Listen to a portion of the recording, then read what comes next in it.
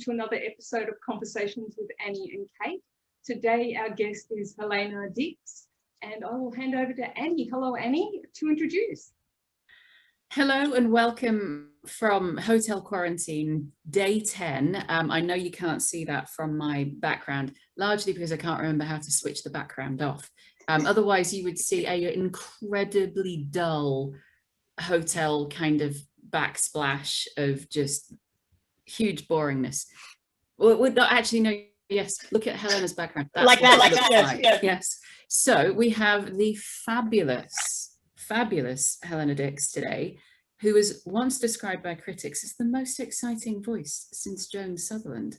Helena was born in Australia, secured her name on the operatic stages around the world. She has a great deal of success in competitions, most notably representing Australia in the 2005 BBC Cardiff Singer of the World, runner-up in the prestigious Hans Serald aria and finalist in the McDonald's aria. Basically, this woman is a badass diva. We're incredibly lucky to have her on the podcast. And frankly, I'm pretty confident the only reason that we've managed to secure her on the podcast is we randomly were on the same flight home from the UK to Australia. A friend of ours on Twitter managed to kind of connect the dots, and we waved across the aisle and just sort of waved hello to each other. So we've been quarantine buddies now for 10 days. Helena, thank you so much for being on the podcast. It's my pleasure. Well, I kind of didn't have a choice with you across the corridor from me. I got a bit worried about what you do to me if not. I'm just joking. It's so much fun. Thank you for having me. Well, Annie's been telling us how nice it is to hear you practicing. I'm just very fortunate that I got someone like Annie across the hallway, because it could have gone dramatically wrong. You know, a lot of people, I'm sure, I think there is someone next door to me, but he's very, very quiet. I don't hear him very frequently. Poor guy's probably got his noise cancelling earphones on permanently with me in the room. Excellent. So we've got this formula where we're going to each ask you a question. Annie, do you want to start? I will indeed. So, Helena, if you could go back and tell your former self, your younger self, something that you wish you'd have known when you first started out in your career, what would you tell your former self? Well, when I was young, I was pretty much very family oriented. My mum was my world. Australia was my world. I never planned on leaving. So it took quite a while to get the courage, I guess, to pack up and go overseas, because as much as I love Australia, you know, the scene here isn't really enough to progress and to develop yourself as a young artist, not on its own anyway. So I think the experience of going overseas and learning about cultures and other people and, you know, traveling to different countries and singing was so fantastic. So I would say to my younger self, be brave, do it early, get out there and just experience things. I mean, I did anyway, but I would have loved to have known that earlier on, I think, to be able to take that plunge and to be brave enough to leave the nest or fly from the nest, so to speak, you know. So how old were you then when you first left to kind of pursue your singing career? I was 23 when I left. So I'd done a Bachelor of Music back home. And then I spent 2 years kind of working in Australia, but, you know, doing a little bit of singing. At that time, there weren't really a plethora of opera companies around. There was only the main opera company, Opera Australia, which I joined as a chorus member. And then I did some small productions just to get experience and things like that. So yeah, I was 23 when I left for the UK, and I left because, well, for many reasons, but predominantly I took up a scholarship position at the Royal Academy of Music in London, and I knew that I needed to leave to take that next step, to be brave, not only as a singer, but just as a person as well. You know, I love Australia and I love home, but to do my job and to get used to life on the road and to traveling and everything, I was under that little feather of mother hen, and I love my mum. She's my best mate in the whole world, but I needed to have that courage to get out and really find myself and be involved in the world and learn more than just what was offered to me back home. So yeah, so went across and did a 2-year postgraduate in opera, got a full scholarship at the Academy, and then everyone placed bets on how long I'd last from like a week through to a couple of years, and they all thought I'd be home again. I thought there was no way I'd leave my family for that long. And yeah, haven't been back permanently since. Obviously working to visit, but not permanently. That's a fabulous story. So how do you, being a singer, you know, I'm assuming that you practice self-care. So what do you do to look after yourself and your voice? Singers are the most neurotic creatures when it comes to looking after the voice. So it's a very interesting question. Everything, I mean, I don't do this, I should say, but one of my best mates told me once, he said, oh, on the day of a gig, I have to spit the toothpaste exactly in the plug hole and not miss. Otherwise, I'm going to have a bad concert. I'm not going to, so it's like completely superstitious. He's like, I can't leave the car keys on the table and I have to spit the toothpaste directly in the plug hole. And that just made me, I laughed so much when I heard that. But these kind of things come up quite regularly with opera singers. And if you imagine, the thing is, opera is a weird and wonderful art form, but when you're singing live, and that's predominantly like the area that I'm in with live opera, anything can happen and often does. And it's a lot of pressure. It's a lot of pressure to get through a 3-hour opera with 450 pages in a foreign language that you've memorized, to learn to put it together with other colleagues. You've got to remember your direction, you've got to remember your physicality, you've got to remember how to produce what you're doing, you've got to remember the emotion, the story, the connection. And so it's a weird and wonderful industry with a lot of pressure. And for me personally, it's taken me probably quite a long time to learn how to unwind. I think possibly until I met my husband, I was really terrible at that. I would just work all the time, because as a singer, especially as a young singer, kind of growing up and everything, you're also promoting yourself, social networking, like doing everything basically. So I just liked work.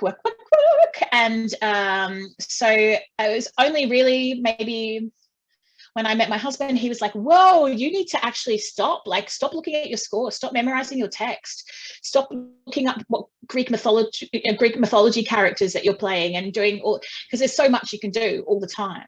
So he really made me stop, and that was a good first step. And I think the second step probably, I know it sounds silly, but it probably only came about 3 or 4 years ago for me, when I was going through a really rough time. I was overseas on a contract and I was getting bullied on the contract and just personally really struggling. And that was quite new for me. I'm always really prepared. I try to play friendly. I'm not a controversial kind of character as such. On the floor, I try to have fun with everyone. And I was really, really struggling. And a friend of mine said to me, you need to listen to me, because you're a stubborn cow sometimes, and you need to listen to me, and you need to say to yourself, Helena, be kind, do something really kind for yourself, and make that something that you do regularly. So I'm not a particularly pampery girl or, anything like that. And the thing that made me most happy was just buying a face mask that smelled pretty from a shop, and laying at home, putting on my face, and just taking that moment. And as far as the voice goes, as I said, I'm probably the more relaxed of singers as far as that goes. No air conditioning, so this room is delightful. Also, no, I personally don't have dairy within 24 hours of when I sing, because it forms a mucus lining on the cords. You wouldn't want to eat anything like crackers or anything dry that's going to get caught. A lot of singers stay away from fruits and things like that would cause acid responses in the throat, again, because it burns. A lot of singers won't have cold water with ice because it affects the throat. So warm water, steam, rest, hydration are the common factors behind happy singers, I guess. That is quite fascinating and insight. You mentioned bullying. I just hadn't imagined that was part of the world, but it must be. It's a part of every part of the world. Yeah, I think the further up the ladder you go, the more you realize that there's a lot more that goes on in some of the bigger institutions than you think.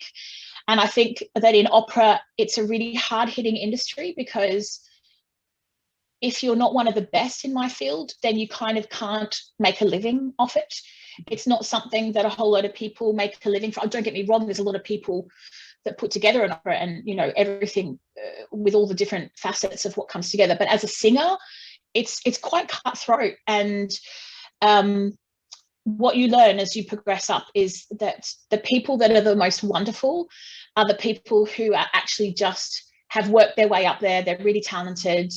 They've earned it. They're there. They own it. They're wonderful, wonderful human beings. And then you get some people on the cusp of that who feel like they've got something to prove quite regularly. And if they think that they can tear you down, it's very interesting, then they will. I was a cover, which meant that I was the understudy for the lead diva at the Metropolitan for many, many years. And then I got to make my debut. But being a cover is particularly difficult as well. So then there's that added pressure, because you have to be ready to go on for them at a moment's notice, anything from mid-performance to, 5 minutes before the call starts, however you put it. So you need to have a lot of fire in you to get the courage to be able to just, excuse me, it's the air conditioning. You need to have fire in you to be able to just, go and do it.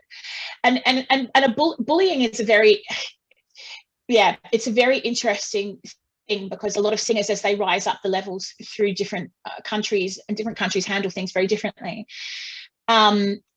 they feel very subject to doing the right thing and saying the right thing. And if someone's in power and they pick on them, they'll just take it because they're afraid they won't get work. And, it's a really interesting thing that happens. And I wouldn't say it happens regularly, but it certainly does happen.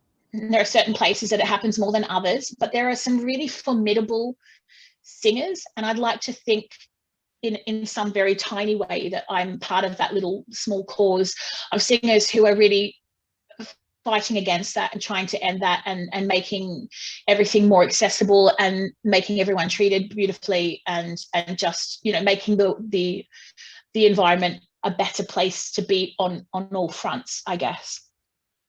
So when you landed in the UK as a youngster, as a mere 20-something-year-old, what was that like, going to the academy and stuff? Was that really different to Australia?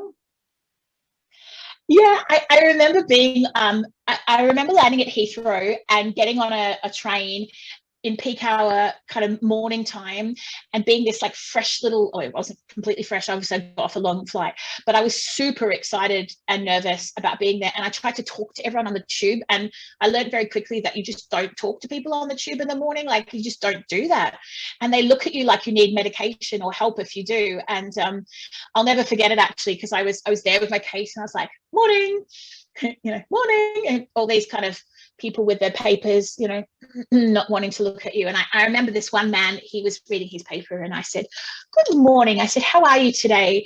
And he kind of just put his paper down, and he looked at me and he said, in this country, we don't just chat to anyone, especially in the morning. I was reading my paper, and he pushes his paper back up, and I literally got my finger and I pushed his paper down, and I went, well, I wanted to say hi anyway, and I hope you have a lovely day. I like tormenting the British. I think it's really fun, actually. I Aussie, because we're not British. I do love them, and they've grown on me a lot. It was just hilarious. To be honest, I cried myself to sleep for about a week.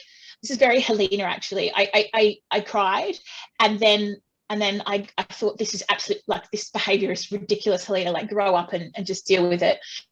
I was in a little box room in student accommodation. They put me in the wrong building. I was supposed to be in a building that had a kitchen, and long term they put me in the party building, which had like the bar and the cafe and the gym and everything, which is great, but great for socializing, but I don't drink, and I'm just not that person. I was there to learn, and I was there to, you know, to grow. And so I marched myself down to the head of the institution's office, made an appointment with him, much to everyone's disgust, and managed to win him over with some singing and a talk of the fact that he had a poster of where Neighbours is filmed, and he was obsessed with Neighbours. And I was like, oh, you want to talk about Ramsay Street? I lived near Ramsay Street. And then, like, we were best friends forever, and he put me in the other building. It took about a month to get over there, but I managed to get there. And then I made just some of the best friends in my life. I made it my mission to not just sit with people who I knew from college at the student house. The student house had many different nationalities and people doing all kinds of different things. And that was my mission. My mission was to meet people from different cultures, to get to know them, to understand different things. I encouraged all the people that I got to know to cook stuff that they would cook from their home. We did an Easter thing where I did a turkey, and everyone bought food that they would make for any celebration in their country. And we all came together. There's about 20 of us. And I got the student house to sponsor an Easter egg hunt. And we did all of that. And it was wicked. I made some of the best friends that I've made in my life. And the hardest thing, of course, is that then afterwards, everyone goes off their different ways, whether they stay or whether they go back to their countries, or they travel, or they stay and go. But this is the beauty of technology and being able to keep in touch. And I've been able to go to their countries and visit them and learn from them and be involved in their lives since then. So it's a really beautiful piecing together, actually. You're on mute, Annie. Thought I'd pressed unmute, damn it. Anywho, before we go on to the next question, Kate, what are you drinking? I am drinking soda water because I've just come back from outside where I've been doing mad gardening, and it's 30 degrees. It is quite hot out there. I know that only just from vaguely putting my head into the hallway. On the window. I have a very lovely bottle of Cabernet Sauvignon, most beautifully donated by my wonderful friend Kate, actually, who had that delivered for me yesterday. So thank you, Kate, for sending wine to my hotel. You're a fabulous It's wine by women. So it's wine by women. It tastes amazing. I've actually had this 2 or 3 times before. It's really, really lovely. So it's the Penley Estate Black Bull Cabernet Sauvignon. Thoroughly recommend it. Helena, sorry, what are you drinking? Mine's far more boring. It's just Pepsi Max. That's all it is. That's my comfort drink. Plastic glass as well. I don't know how you managed to get that beautiful glass into hotel quarantine. My brother gave these to me for Christmas, so they were in my suitcase. So I'm very happy with my fancy glassware. All right, here's my next question for you, Helena. I know that because you told me this in the coach on the way to the hotel where we are quarantined for at least 3 more days. You told me that you got COVID. And how long ago was that? So remind us, how long ago did it happen? How did it affect you? And for somebody that is, your job is singing, I can't imagine that getting COVID was an easy thing to try and kind of cope with, because it affects the lungs, it affects breathing, all of the things that you kind of need for your job. So tell us a little bit more about that. I got COVID right at the start of the pandemic. So back in late March of 2020, there was a call that came out in the UK for emergency teachers to go into schools and teach music. And I volunteered to go in and work with the kids. I guess at that stage, we knew quite little about the pandemic. I mean, obviously it was coming about, but it still wasn't quite, enough knowledge on what and how. The kids were great. They cleaned their hands, they distance, all those things, but there wasn't the whole mask thing available at that time. So I caught it kind of that way. I didn't get on any public transport. I drove. I was trying to be cautious and all that kind of stuff. But unfortunately, I got COVID.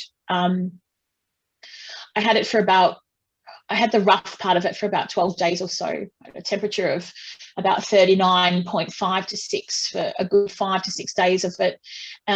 Lost all the regular symptoms basically. And I don't do well at being ill. I always get told off for not resting. I'll come downstairs and my husband will be like, get back up there, like, so but with this, I could hardly get out of bed. I was really, really quite rough. And then I thought I was getting better.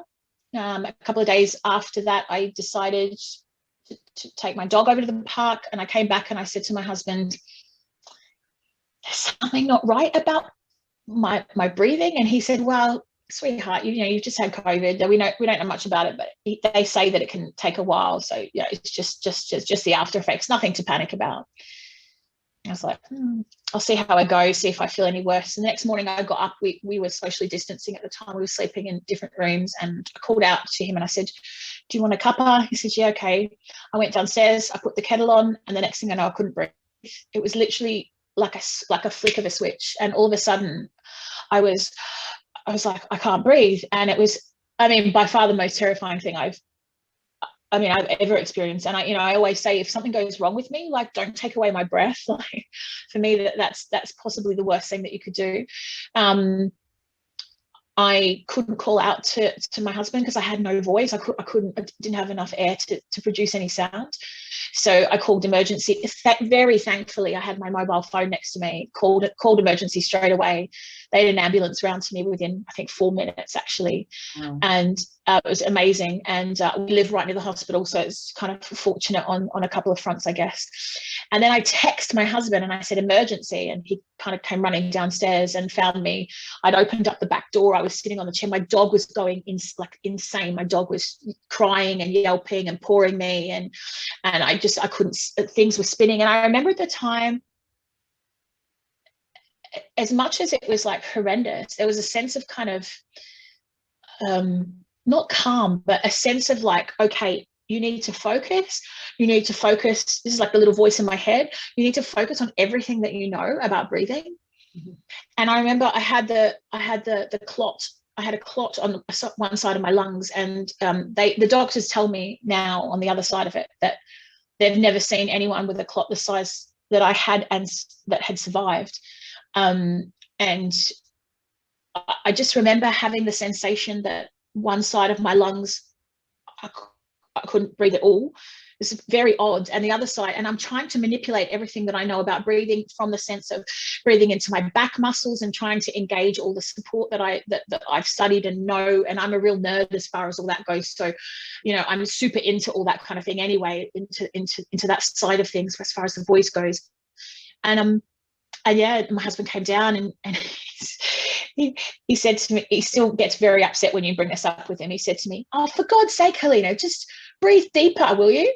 Like, because I was, gasping and panicking, and he was panicking, so he didn't know what to say. So he's got his hand on my shoulder and he's kind of like trying to calm me down, but he's like, he was getting frustrated, and he said, I can't believe I said that to you. And I was like, look, it's all right. Like, upon perspective, it's all good. But he was like, for God's sake, just breathe deeper. And I'm like, I'm trying, so when they got there, they put me on oxygen, and I saw the woman kind of like look like this, and I was like, okay. And she said, we're going to have to try and now get you to the ambulance. So we're going to, go grab a stretcher and just trying to negotiate everything. And I said, I'm on the oxygen, and I'm like, I can walk. She's like, I don't think that's probably a good idea. And I'm like, no, I'm fine, and I got up, took one step, and I'm like, no, okay, no, not fine. And yeah, everything else was a bit of a blur, and there's lots and lots of, I had about 15 doctors and lots of lights and scary sounds and people jabbing you and taking different measurements and doing different things. And yeah, they said it was pretty amazing that I got through. In fact, quite a few weeks later, I was in A&E for something post-COVID. I've got some trouble with a leg of mine because of all of this. And the doctor said, I just looked at your scans from your lung clot. He said, I'm not going to lie, it made me feel like throwing up a little bit. And I went, helpful. Yeah, okay. Yeah, thanks so much. There's nothing like a bit of positivity to cheer me on. At least it was after the fact. They didn't tell you that while it was happening. That's true. That's true. So they had me in hospital for about 12 to 13 days, I think, yeah, over Easter time. And I was in a confined room. I wasn't allowed anything. No, because, you know, again, it was early days of COVID. They still didn't really quite know. So no guests, no food, no gifts, no cards, no anything, no paper, nothing. I was allowed my phone charger, and some extra bits of clothes. And they had me on the oxygen for quite a while. I used to sing along with my oxy monitor for amusement, and just to harmonize with it, because it used to annoy me that it was the same pitch all the time. And they just, slowly got me off the oxygen and then allowed me to go home. But you were on a ventilator for a little while as well, right? No, so I believe there's a difference between the way that it's worded here. Yes, so no, I wasn't. I was just on oxygen for quite a while, so that I had the full face mask thing here, and then gradually they put the thing up the nose for a little bit after, and then they slowly lowered the levels of it, and then. But I remember the other thing you said to me was, I think one of the reasons why you kind of dealt with the recovery quite so much is your lung capacity. Yeah, I mean, spent all those years preparing. Maybe that's what it was. Maybe that's what I was bound to do because of it. Yeah, no, 100%. So much so that they had a breathing expert coming around to visit the patients who were in there because of COVID. And he knocked on my door and he said, I believe I could perhaps learn a thing or two off you, so maybe we could train together. And I've since given my time to quite a lot of doctors who are working with COVID people, people who've had COVID sufferers. I've given my time to be able to help give them some knowledge, and I've created some breathing exercises and activities that are helpful for their patients to try and recover. Because of course, you know, coming back to the piano again, when I got home and I was told, you know, take it easy, don't do any singing for a while. I mean, that lasted about 2 or 3 days, and then I was like defiant as ever, which I usually am. And I sat at the piano and I played a chord, and I took a deep breath in, and usually I can sing for like 4 bars, you know, and I literally went, oh, you know, it was like one note, and I felt like I'd been hit by a bus. It was extraordinary. And so that happened for a couple of days where I sat there, and then I just cried because I just thought, this is like extraordinary, and it just made me so unhappy. But again, similar to like what happened when I moved to England, I cry for like a little time, and then I'm like, no, and out comes like Super Helena, and that's it. And then we don't look back, and then that's it. So it started with singing a note, and every day I would challenge myself to sing a new extra note. And then I would leave that for the week, and that would be my weekly challenge: sing 2 notes without collapsing, because I had to be kind to my body. You know, this is the other thing. So in building the breath back, if you pushed your breath, everything gets tight and everything, then you're training your body to do the wrong thing. So, you know, on week 2, it would be stop, and just stop and be kind and say, hey, that was quite good. 2 notes, whoop, whoop. You know, over someone who usually can do the longest of phrases. Psychologically, it's a very odd thing, because I felt like I was going back to the beginning. And I took out a vocal method book, which was like what I trained with when I was 15. And I got that out and did technical exercises probably for about 2 months to rebuild my lungs back up to their power of, you know, what I knew that they could do. How long until you feel like you were right back to where you were before? I mean, lung-wise, I'd say a couple of months to rebuild the strength, and then probably another couple of months to regain the power. Because the other thing, of course, with singing is that it's not just about the breath, it's about the strength of your body, the everything that comes with it. So there's a whole lot of other different elements that are supporting you. And when you have COVID and you kind of get past it, you feel very tired, and the body is very weak, and it goes in kind of peaks and troughs. You have really good days and really bad days. And I think it's just about accepting that psychologically and saying, okay, that's fine. It's all right. It's all good. Being kind to myself, saying, yeah, it's okay, Helena, tomorrow's a new day. And built it back up. So probably took about 4 months, and I'm now obviously many months on. I had to take injections twice a day for 7 months, blood thinners, and every time I inserted it into my tummy, I'd go, oh! You know, I'd give a little note to like help get it in, because otherwise I'd shake and pass out. I had a little nurse who was just the funniest thing, and she's like, you know, I've got to do the accent because her accent was wicked. It was so wicked. And she said, now, Helena, when you put in needle, you have to pinch the fat on your stomach. And then she looks at me and she goes, you have so much, no problem. You know, and she like roars with laughter. And I was like, I'm glad I've got a sense of humor in these times. You know, she made me laugh so much. And I was like, all right. Okay, thanks. So yeah, but she was right. You know, I had a lot of access to be able to do that. And now I'm on warfarin, like a tablet form of the blood thinners, and I will continue to be on that until COVID is kind of not gone as such, but until we're all in a safer position, because they are worried about the clotting. You know. So did you have any of the other sort of long COVID symptoms that people report? What I've had is long-term damage in my right leg because of the clot, which attached itself to one of the veins in my leg, and apparently had hung around there while I was lying down and had the COVID. So the clot started in my leg. Apparently, that's what they're saying that they think has happened, and then it's done damage to the vein. So then after I came out, I got like, I called it my Hulk leg. It was like 8 centimeters bigger than the other one. It was hot. It was nasty. It was swollen all the time. If you even touched it like this, I'd scream. Like my dog just like nudged it and I'd be like, ah! That's unfortunately something I'll have to live with for life. It's much better now. I've learned how to deal with it. I've got certain exercises that I do. They've given me compression stockings to wear, like all these things. And they said gradually over time it may get better, but unless I have a full operation to remove the vein, it will always be damaged. So there's that. I guess I'm just very fortunate with the breathing that I'm in a much better place, because at the end of the day, I'd much prefer my leg to be gone than my lungs. So, you know, I'm very glad for that. Okay, non-COVID question. Yes, please. About to perform in Canberra. In how long is it away from your first performance?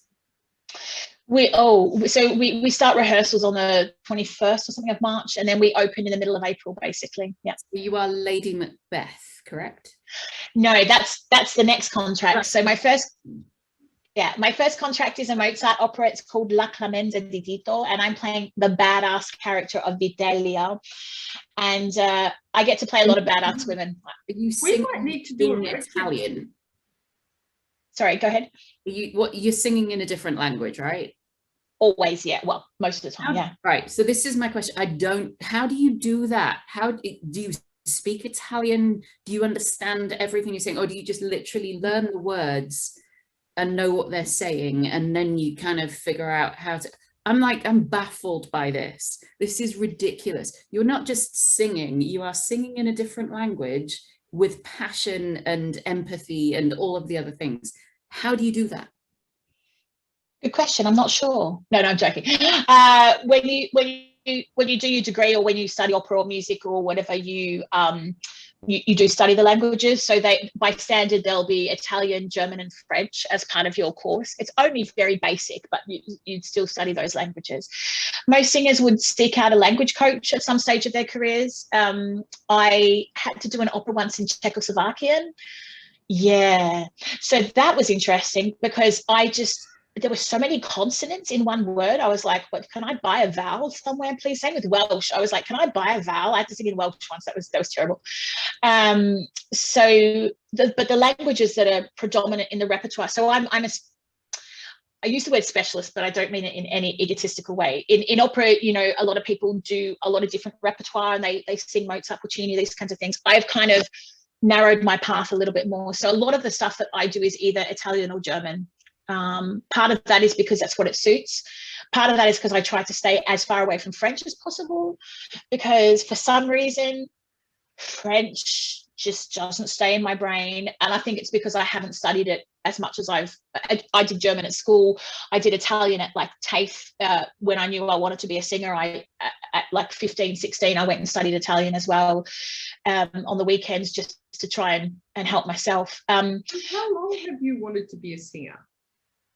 I mean, a singer, like since I could like make the jazz hands pretty much. But an opera singer, I got my first teacher, Margaret Nisbet, when I was 15. We met each other and she said, darling, I think I can make you an opera singer. And I laughed and I was like, as if I want to do that. I mean, I pretty much thought I was like Ella Fitzgerald. I love jazz music. I pretty much thought my soul was born to sing scat. And throw in a dash of High Notes by Mariah Carey, and I was like a happy camper. So opera was very foreign to me. It wasn't something, we didn't really listen to classical music growing up. It wasn't, my mum's about as cultured as my mum got was Tom Jones and Barbra Streisand. Not that that is uncultured, because they are brilliant artists, but you know, that's about as much as it kind of got in our house. So yeah, so I had lessons at 15, and then I got into opera because I couldn't do it. And I loved the fact that I couldn't do it. I loved the challenge. You know, my singing teacher said to me on one of our first lessons, darling, we're not going to sing any songs. All I want you to do is take a deep breath in and count 1, 2, 3, 4, 5, 6, 7, 8, 9, 10, etc. And I want to see how far you can get. And I was like, is ridiculous, you know. And then I did it and she's like, oh, well, that was okay. And then she did it and it was like, you know, triple my score. And I was like, And then that competitive side of me went, I'm gonna a little bit competitive, I gather. I'm gonna get better at that. You know, I'm competitive, but in a nice way, not in a horrible way. And but it was that kind of, and I get a lot of joy in the fact that I can't do something. A lot of people find it very negative. And I say this to young singers I work with all the time.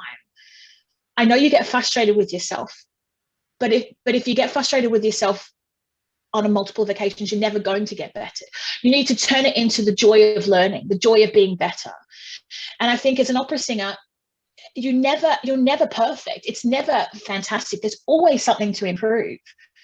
And I think people in maybe an office job or something, maybe, okay, they try to get better through promotions and things like that. I totally understand that. But the importance of, you know, being great at languages, singing beautifully, acting well, you know, there's always something. So I think, you know, from an early age, I started to really like the fact that I couldn't do it and get joy out of making myself better. And I still to this day, you know, I mean, Annie hears me every day. I try and practice. I rework phrases. I'm all consistent. I could work on a page for an hour. And I think there's a difference between being critical of yourself in a positive way and a negative way. And that really impacts, of course, all of us, I guess. I try when I teach, because I teach as well, and I try to say to young people, it's wonderful to improve yourself, but be nice to yourself too. So do it in a way that's constructive.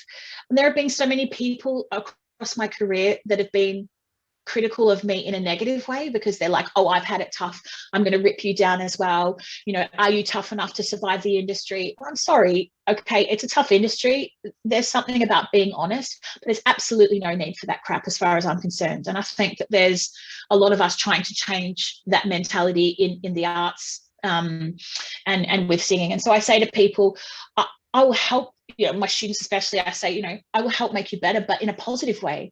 It's to one of my 15-year-old girls, and she's beautiful. She's got a beautiful voice, and she was singing for me. She's like, oh, damn it, you know, because she couldn't get something. And I said, okay, you didn't get it. It was terrible. I agree with you, but we can make it better, and that's exciting. So let's try and make it better. And you can just see the joy in her face from trying different things and making it a positive experience, you know, rather than me being critical and making her feel negative about herself, because at the end of the day, that's not necessary for any of us, you know.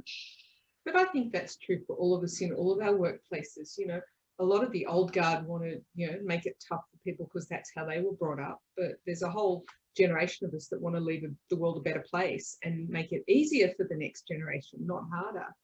So it's good to hear that you're doing that in your world. Yeah, I'm also tough.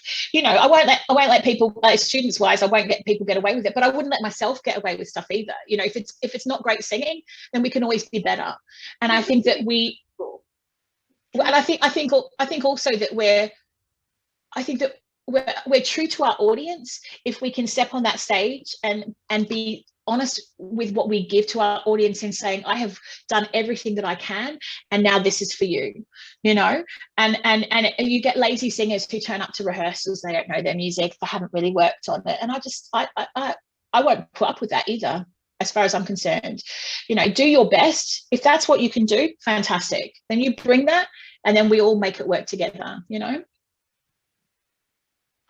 That is probably a really good place to end our lovely chat. Thank you so much, Helena. It has been a delight to meet you.